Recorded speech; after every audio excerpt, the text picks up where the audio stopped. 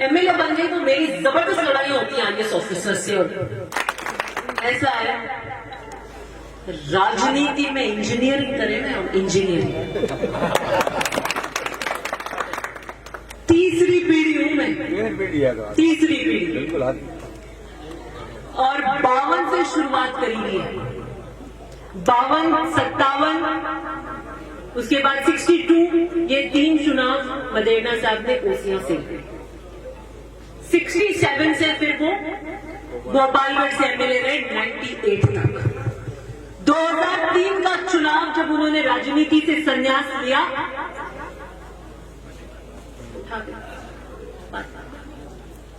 2003 में फिर परशुराम जी मदेरणा की जगह स्वर्गीय महिपाल जी मदेरणा ने 2003 का चुनाव लड़ा।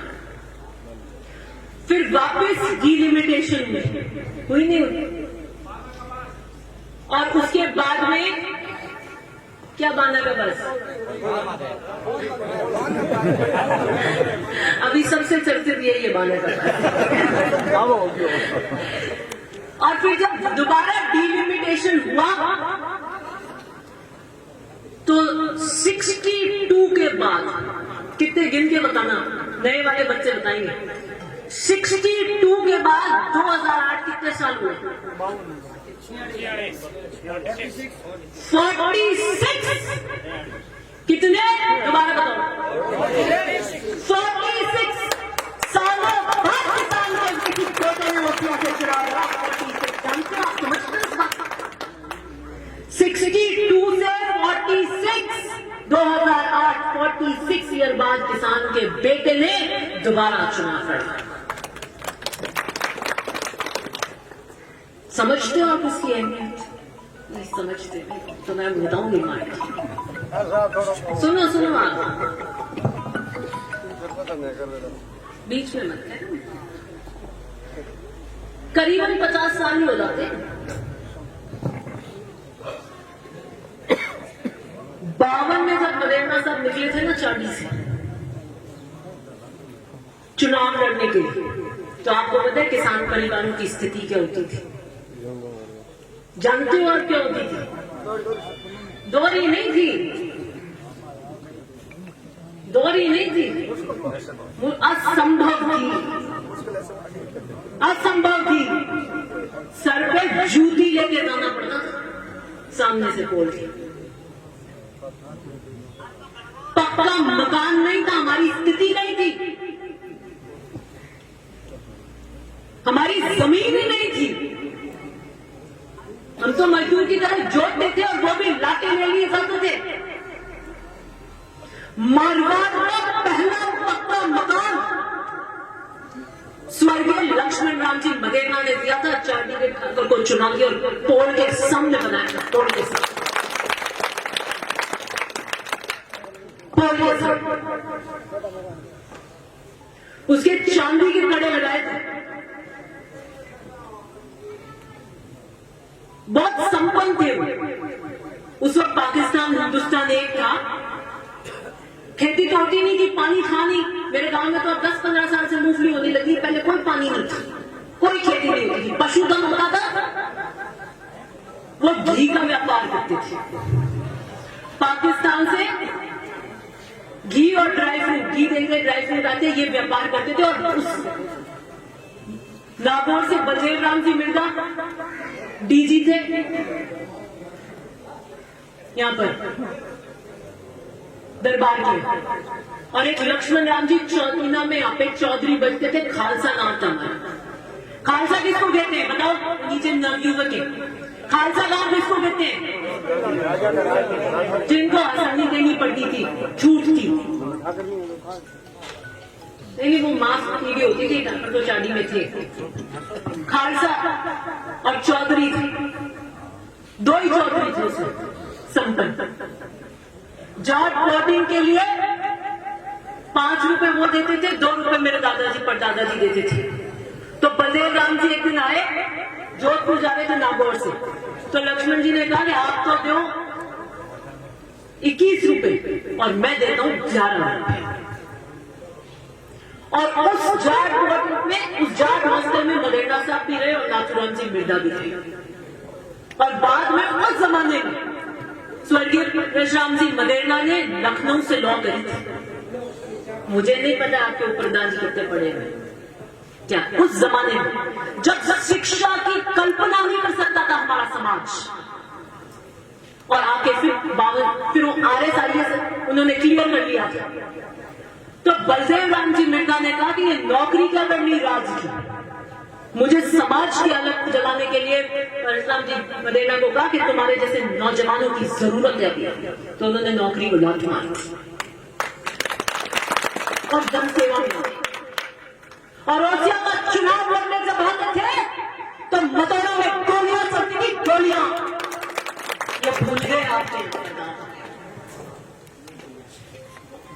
टापों में पथराव होता था, और गांव बांट बांट के बताऊंगा आपको कहां क्या होता था। आप मीटिंग नहीं कर सकते थे, मीटिंग 52-57 इसके चुनाव कैसे लड़े जाते थे पता है आपको? कंबल ओढ़कर गांव गांव ढाणी ढाणी जाते थे और दिया भी लगाते थे, इसलिए कि जब दिया जलता था तो दूर तक पता लग जाता था कि वहां उस ढाणी में आज कोई हलचल हुई है, तो सुबह आतंक मचा देते थे, छाले पड़ जाते थे, खून आते थे पैरों से, और एक एक घर जाके कहते थे कि 52 में वोट देना, 57 में वोट देना, अपनी आजादी का अगर कोई रास्ता है तो 52 और 57 में इस तरीके से प्रचार करते थे। वोट दे देंगे, घर में था, वोट दे देंगे, पता लग गया तो इस आतंक में वोट निकलता था। अब लड़ाइयां कर रहे हो ऊपर नीचे की, पता नहीं किसकी, किस कुर्सी की, किस दिशा में जा रहे हो, क्या चाहते हो। मैं तो कह दिया भाई आ जाओ ऊपर बैठो आप आराम से, और मुझे कहते तेरे साथ इस मोटोड़ी कुर्सी पे बैठना, मैं तो नीचे बैठ जाती छोटोड़ी पे, मैं तो नीचे बैठूंगी तो अभी विधायक रहूंगी, ऊपर बैठूंगी तो अभी रहूंगी, वो पट्टो तो खोस नहीं सके। तो खरा ही हो। नहीं सुनो आप, ये जनता के हाथ में होता है, ये जनता के हाथ में होता है कि आपको कहां बिठाए और कहां उतारे। ये पद का घमंड होता है ना, जो ये ऐसे नहीं चलता। मैं बात बता रही थी बीच में कि मैं 2010 में जिला परिषद की सदस्य चुनी गई, तब महिपाल जी यहाँ से जल संसाधन मंत्री थी। फिर मैं 13 का चुनाव लीला जी हार गई, और 15 में मैं दोबारा जिला परिषद की मेंबर बनी। राज भी नहीं था, साहब भी नहीं थे, तो जो बुजुर्ग थे वो मेरी सुनते नहीं थे, मानते नहीं थे। सही है कि महिपाल जी के साथ रहे हुए करेंगे कि नई बच्ची आई है, इसको क्या पता है। तो मैं साहब से मिलने गई और मैंने कहा कि मेरी बात समझते नहीं है, मानते नहीं है, मैं सही को भी सही समझाती हूँ। तो उन्होंने कहा मेरे साथ भी ये तकलीफ होती थी, जो अभी कह रहे थे ना राय नहीं थी, मैं तो राय लेने गई थी आगे, मेरे को बड़ी तकलीफ होती थी उस वक्त, नए नए आए थे। तो उन्होंने कहा मैं जब जिला प्रमुख बना तो मेरे भी होती थी कि ठीक है परशुराम जी मदेरणा के पुत्र और जोधपुर के जिला प्रमुख, लेकिन जो 50-50 साल मदेरणा साहब के चले गए तो सोचते हैं तो नए जीत से आए। तो मदेरणा साहब ने कहा तुम्हारी काम तुम्हारा पहचान बनेगी, और बोले मैंने ढानी और मुझे याद है बचपन में होली दिवाली एक भी दिन उनके पास एक एम्बेसडर कार हुआ करती थी, सुबह जाते थे और रात को आते थे और 30 के 30 दिन टूर करते थे, और किसी जिला प्रमुख अपने जिले के इतने टूर नहीं किए होंगे जितने मेरे पिता ने किए। उन्होंने कहा मैंने आंख बंद करके सोच लिया कि अपनी जिले बनाए, और उन्होंने मेहनत करी, जनता के बीच में रहे, टूर किए, ढानी में किए, संवाद किया, और फिर उनको प्रमुख साहब बोले पहले मेरे को बोलते ही नहीं थे प्रमुख साहब, फिर मेरे को प्रमुख साहब बोलने लगे। फिर मैं एमएलए बन गई। एमएलए बन गई तो मेरी जबरदस्त लड़ाई होती है आईएएस ऑफिसर से, और कहीं ना कहीं आपके काम के लिए, किसको काम के लिए।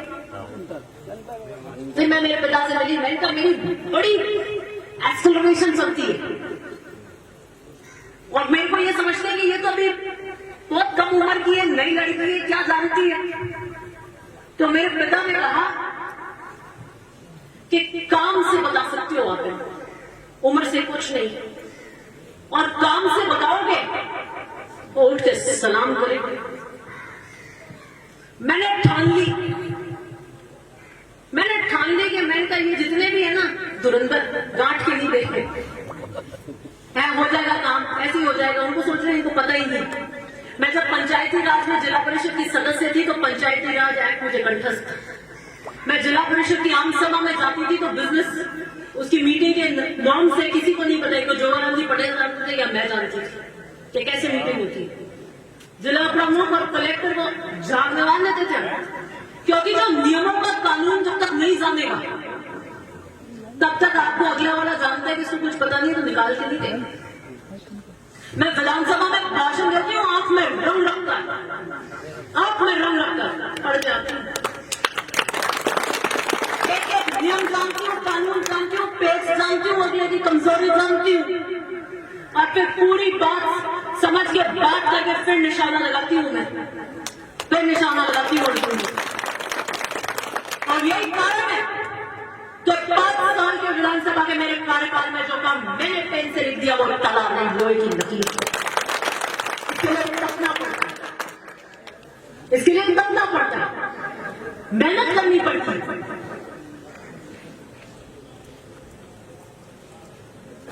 एक और सुना देती हूँ, आजकल डावरा भी बहुत चर्चा में।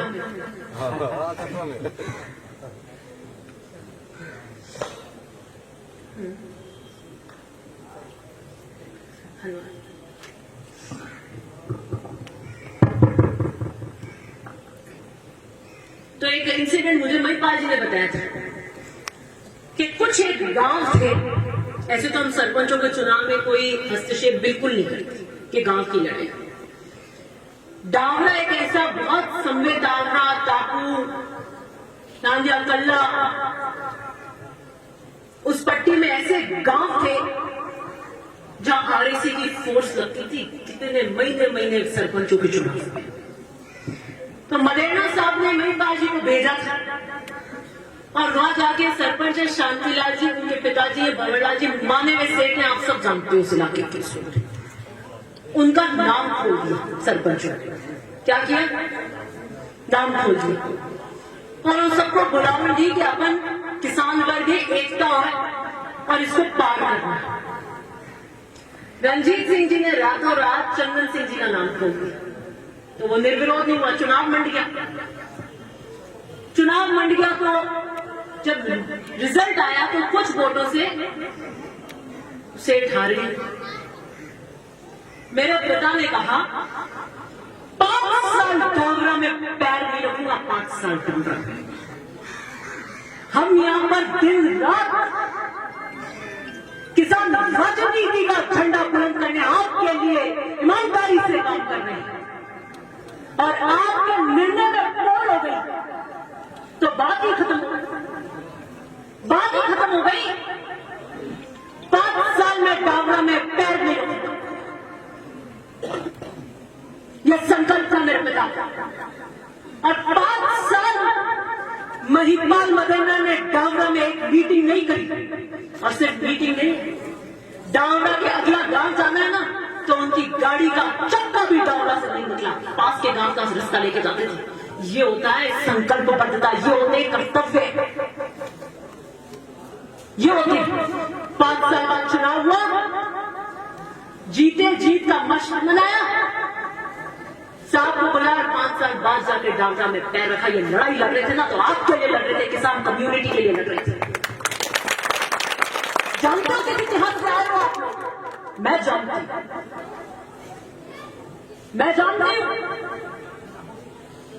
जानती हूं, मेरी जड़ों को मैं जानती हूं, मेरी नींव को। यूं पैर रखती हूं ना तो पोल में नहीं रखती, और मैं रखती हूं तो बिल्कुल तटस्थ जमीन पर रखती हूं। यह इतिहास,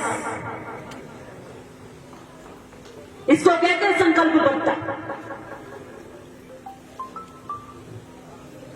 मैंने जब डावरा में 2010 में अपनी मीटिंग ली थी, जिला परिषद की, तो मेरी मीटिंग में 5 आदमी थे डांगा। कितने?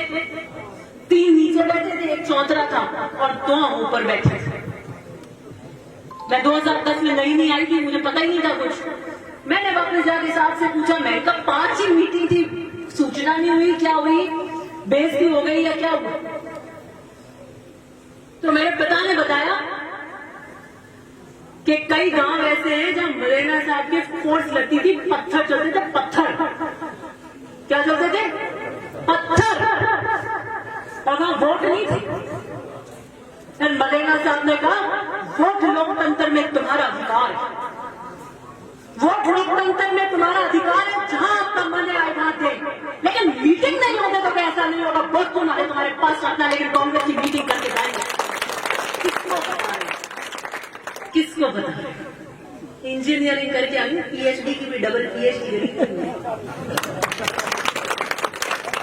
काले झंडे दिखाएंगे, दिखा दो भाई, तो क्या खाना हो जाएगा? दिखाओगे? लोकतंत्र में विरोध करते हैं लोग, किसी को किसी चीज की विचारधारा का विरोध है वो दिखा देते हैं। सबको अपना अधिकार है।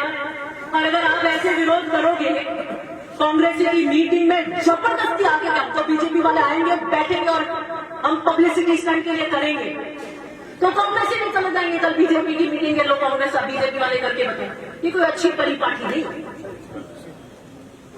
लेकिन हम कोई आ गया तो उसका सम्मान करते हैं।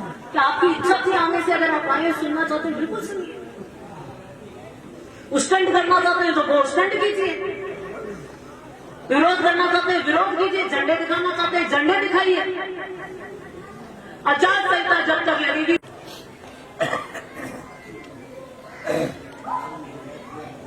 मैं चुन्नी में गांठ बंद कराई हूं, मैं चुन्नी में गांठ बंद कराई हूं मेरे पिता दादा के किसान राजनीति के लिए, पथ पर चलने के लिए। कांटे मिले या फूला हम चल पड़े से। मैं बिजनेस नहीं करती, व्यवसाय नहीं करती, और 50 साल में हमने कोई व्यवसाय नहीं लगाया। एक बार सरपंच बनते ही आप बताओ क्या होता है, एमएलए बनते ही क्या होता है।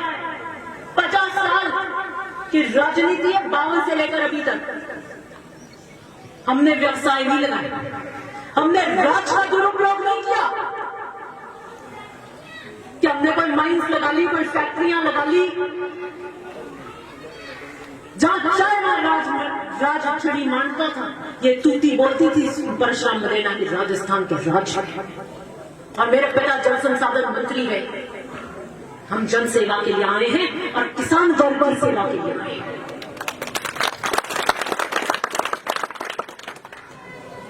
मेरे दादा पिता मेरे को बैंक बैलेंस नहीं देके गए, करोड़ों करोड़ों रुपए के मेरे खाते में पड़े हो, मुझे देके गए ऐसी पूंजी कार्यकर्ता के रूप में जो कभी खत्म नहीं होती। अकाउंट में पैसे तो खत्म हो जाते हैं। मुझे देके गए किसान राजनीति का झंडा, और मैं सौभाग्य हूं ऐसे झंडे हर किसी के हाथ में पहुंचते नहीं है, और विश्वास से देकर गए। मुझे देके गए जिम्मेदारी, और जब जिम्मेदारी आती है तो जवाबदेही आती है। ऐसे नहीं उछल कूद गई बांदर बांट, जहर के घूंट पीने पड़ते, जहर के घूंट। और मैंने तो तालाब के तालाब पी लिए मैं सजदे करती थी 10 साल जेल के।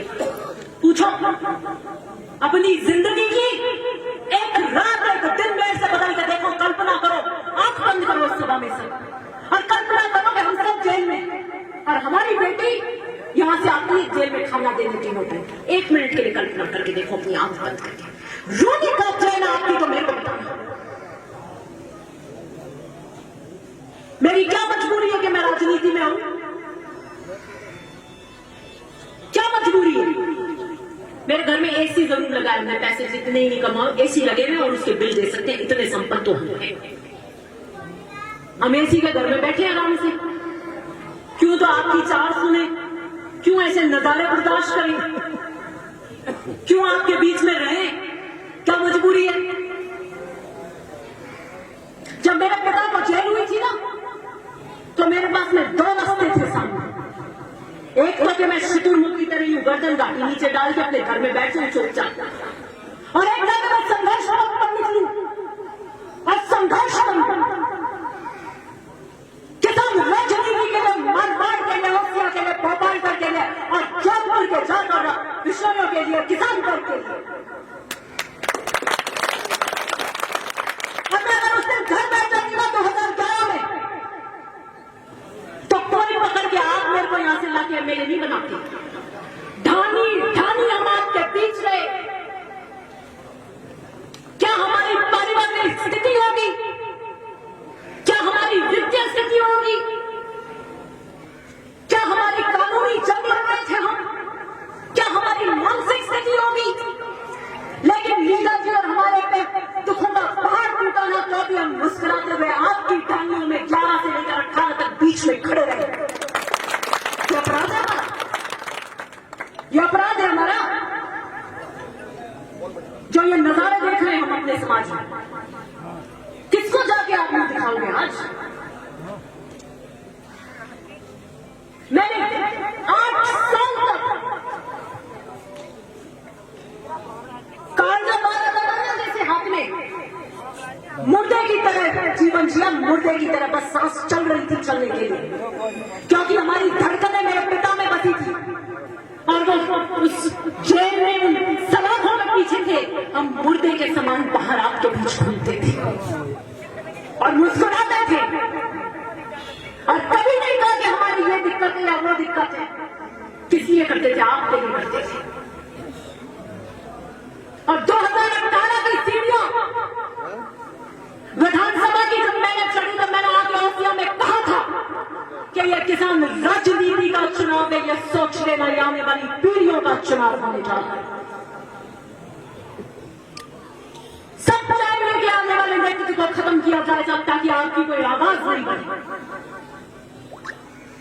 आप बीज दो, पानी दो, मैं पेड़ बनूंगी तो आपको छाप दूंगी, फल उगेंगे तो आपके लिए उगेंगे। और अगर आपके निर्णय की चोट में अगर चोट हो गई, तो ये जान लेना कि सिर्फ जोधपुर में नहीं, पूरे मारवाड़ में किसान राजनीति का गला घोटने का वोट होगा, वो गला घोटने के लिए।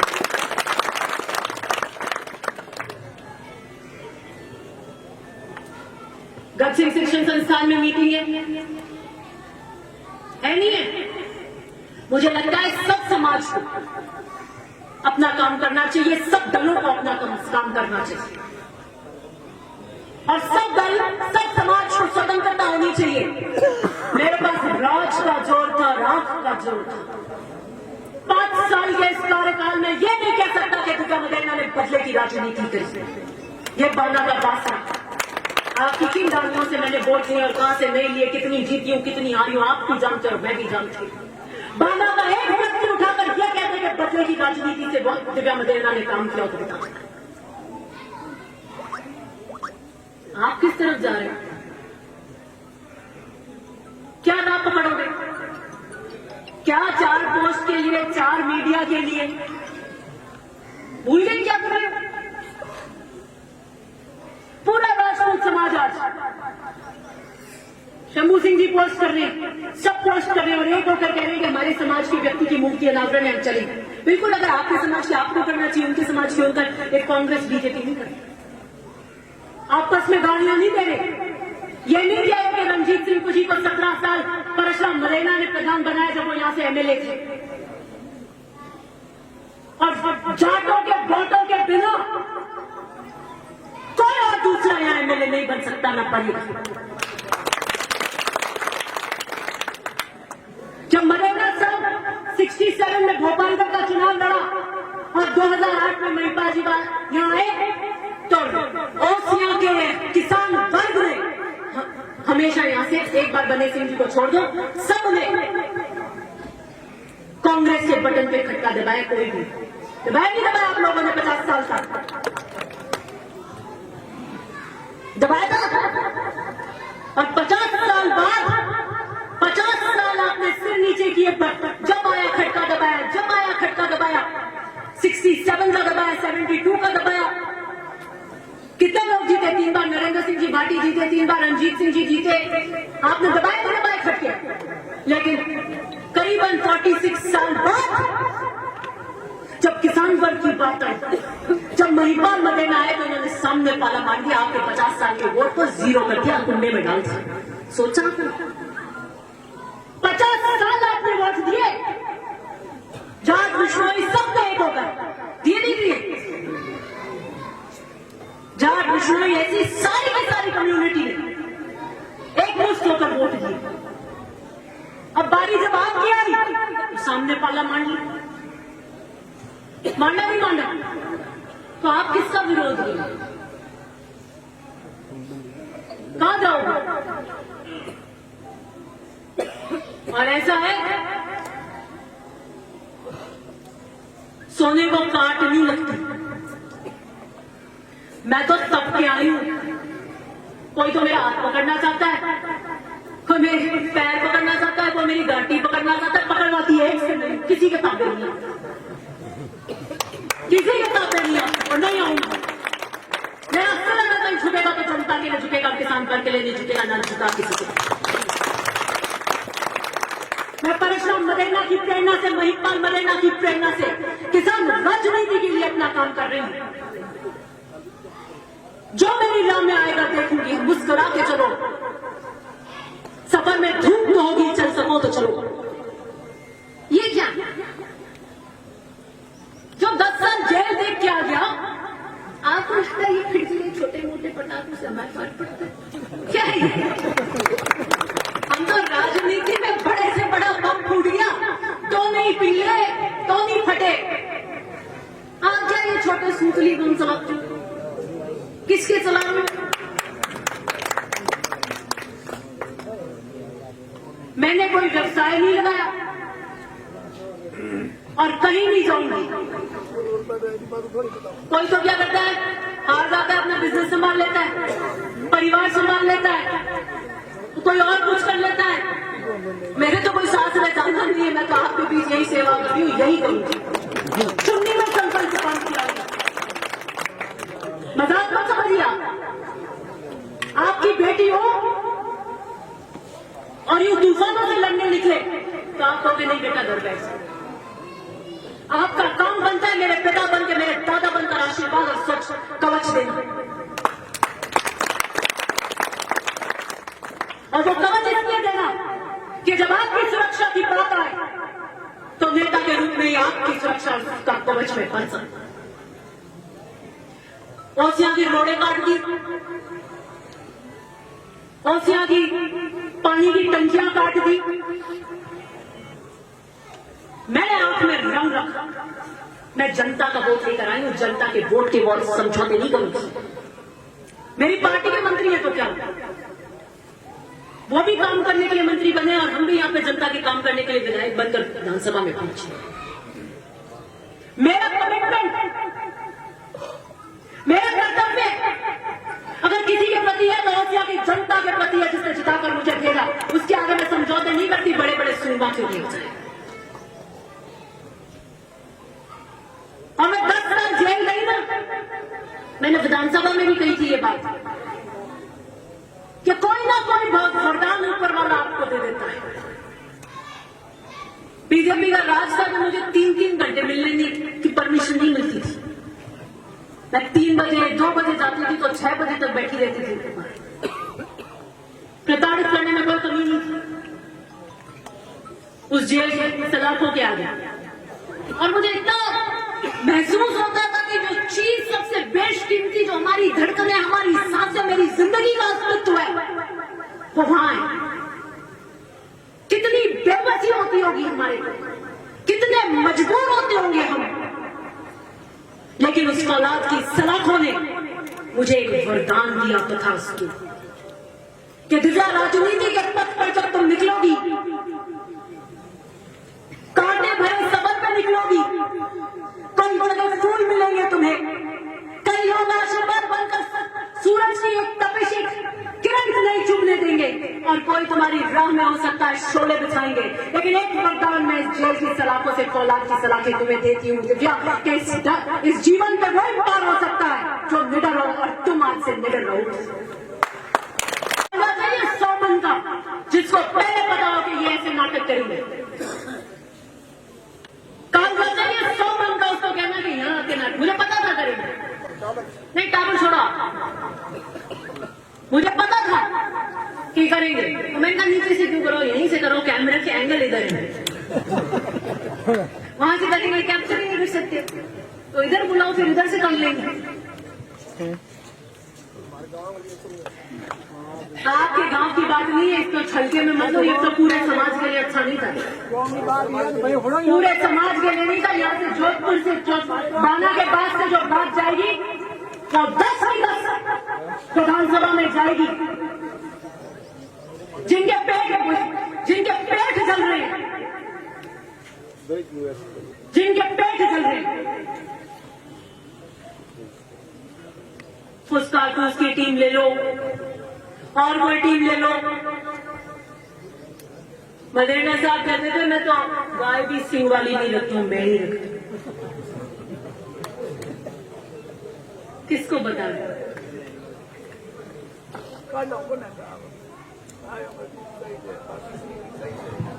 इसलिए राजनीति के वो काल कोठरी और वो अंधेरे देख कर आई हूं, कई बंदी गए उन्होंने कोई बात नहीं करी अपन, मैं तो करने आया, आप बंद करे करते हैं, बंद चलो भी करो नहीं, मारो नहीं हो क्या सुनो, चाहता होता बताओ कि मारो नहीं हो क्यों, मैं किसी से गलों उगा दे अपने राजनीति की कर। चलो सुनो, इसलिए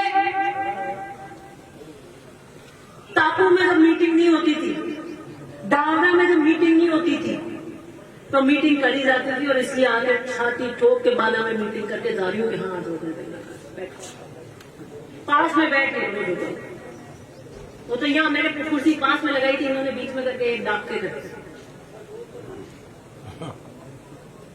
इसलिए चुनाव की रणभेरी बच चुकी है, सारी की सारी टीमें मैदान में उतर चुकी हैं। चुनाव लड़ूंगी कर्ण की तरह। 2004 में जब महिपाल जी मदेना चुनाव लड़ रहे थे ना भोपालगढ़ से, और मदेना साहब ने राजनीति से संन्यास ले लिया था, एक कहानी और बताती हूँ फिर बात खत्म करती। तो मेरे पिता जयपुर गए, मैं कार में साथ गई, टिकट जारी हो गया था और मदेना साहब संन्यास ले चुके थे, इसलिए कोई 50,000 में आने वाले नहीं थे। और अगर वो भोपालगढ़ में आते तो उनको दूसरी विधानसभा में भी जाना पड़ता, और वो राजनीति में नहीं कर रहे थे, और पुत्र के प्रचार का ये तो सवाल नहीं उठता, बहुत ज्यादा सिद्धांतवादी थे। तो मैं भी साथ में गई कमरे में, जी हाँ से ज्यादा बोल नहीं सकते थे, इतना ज्यादा डेकोरम मदेना साहब। तो महिपाल चुनाव कैसे लड़े, और मेरे पिता ने कहा साहब कर्ण की तरह, शाबाश। कर्ण क्या है पता है? कर्ण क्या है? कर्ण वो है जो राजा के घर में पैदा हुआ, कुंती का पुत्र था, सूर्य के आराधना के वरदान से उसको सूर्य के कवच और कुंडल मिले थे, सूर्य पुत्र था, सूर्य से आप आंख नहीं मिला सकते। लोक लज्जा से उसको गंगा में बहा दिया, और जो घोड़े वगैरह करते हैं ना, इनके घर उनका पालन पोषण हुआ। राजवंशी था और सूत पुत्र की तरह उसकी जिंदगी निकली। मैं परशुराम मदेना के घर में जन्मी महिपाल मदेना की बेटी हूं, लेकिन संघर्ष मेरा बड़ा कठिन है, कर्ण की तरह। सूत पुत्र की तरह उसकी जिंदगी निकली। वो सर्वश्रेष्ठ धनुधर है, अर्जुन से बेहतर धनुधर। द्रोणाचार्य ने कह दिया मैं सिवाय राजवंशियों के सिखाता नहीं धनुर्विद्या। फिर वो परशुराम जी के पास गए, वहां पे जाके कहा, उन्होंने कहा मैं राजाओं को नहीं सिखाता हूं कि तुम क्या हो, कि मैं सूत पुत्र हूं। तो उनको सिखाया, अभ्यास कराया। वो एक दिन सो रहे थे, तो कीड़ा काट गया, क्या काटा, भयंकर दर्द हुआ। उसने कहा गुरु सो रहे, नींद में रोदक हो जाएगा, मैं हिल नहीं सकता। जब वो उठे और उन्होंने देखा घाव और इतनी खून बह गई, तो उन्होंने कहा कर्ण तुम सूत पुत्र नहीं, तुम सूत पुत्र होते तो इतना दर्द नहीं बर्दाश्त कर सकते थे, कौन हो? तो उसने कहा मैं तुम्हें श्राप देता कि मैंने जो भी विद्या सिखाई है वो जब तुम्हारे को सबसे ज्यादा जरूरत होगी तब उस दिन तुम ये भूल जाओगे। युद्ध हुआ, कृष्ण ये जानते थे कि तीर अंदाजे के अंदर अर्जुन कर्ण से नहीं जीत सकता।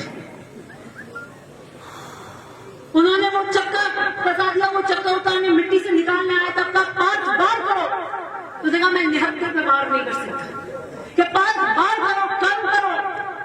और वहां पे वो वार किया, कर्ण की मृत्यु हुई। और जब कर्ण की मृत्यु हुई तो श्री कृष्ण ने भी झुककर नमस्कार किया। क्यों किया पता है? कि कृष्ण कि वो सिर्फ धनुधर नहीं था, उसने कभी सिद्धांतों से सौदा नहीं किया। उस युद्ध भूमि में युधिष्ठिर ने भी अश्वत्थामा बोल के झूठ बोला था, हाथी और वो उसके अंदर। कृष्ण ने भी चाल चली थी कि आप ऐसे कर दो, ऐसे कर दो। एक कर्ण था पूरी उस युद्ध भूमि में जिसने सिद्धांतों से समझौता नहीं किया। वो कर्ण था। कुंती को भेजा कृष्ण ने कि कर्ण को ले आओ। तो कुंती एक दिन गई, जब वो तट के किनारे होता है ना, उसे दानवीर कर्ण कहते हैं, तो वो कभी मना नहीं करता दान देने से। उस वक्त कुंती को भेजा और कुंती को कहा कि मुझे ये दान चाहिए, तुम्हारे कुंडल चाहिए। तो वो खट पहचान दिया, उसने कहा देवी आप कौन है कि मुझे मेरे कुंडल चाहिए। उसने कहा मैं कुंती हूं, और पूरी बात बताई कि तुम मेरे पुत्र हो, मेरे साथ आ जाओ, तुम राजा बनोगे। तो उसने कह दिया मैंने दुर्योधन को वादा कर दिया है, दुर्योधन मेरा दोस्त है जिसने मुझे अंगराज कर्ण की उपाधि दी, जिसने मुझे राजा की उपाधि दी। मैं उस दोस्ती को नहीं छोड़ सकता, मैं उसे धोखा नहीं दे सकता जिसने मुझे जीवन का मान सम्मान दिया। हे माते, लेकिन मैं एक बात कहता हूं, तेरे 5 ही पुत्र जिंदा रहेंगे। कर्ण का वध हुआ और वो 5 पुत्र जिंदा रहे। तो मैं जीवन की लड़ाई लड़ने आई हूं, 2023 का चुनाव लड़ूंगी, कर्ण की तरह लड़ूंगी। सिद्धांतों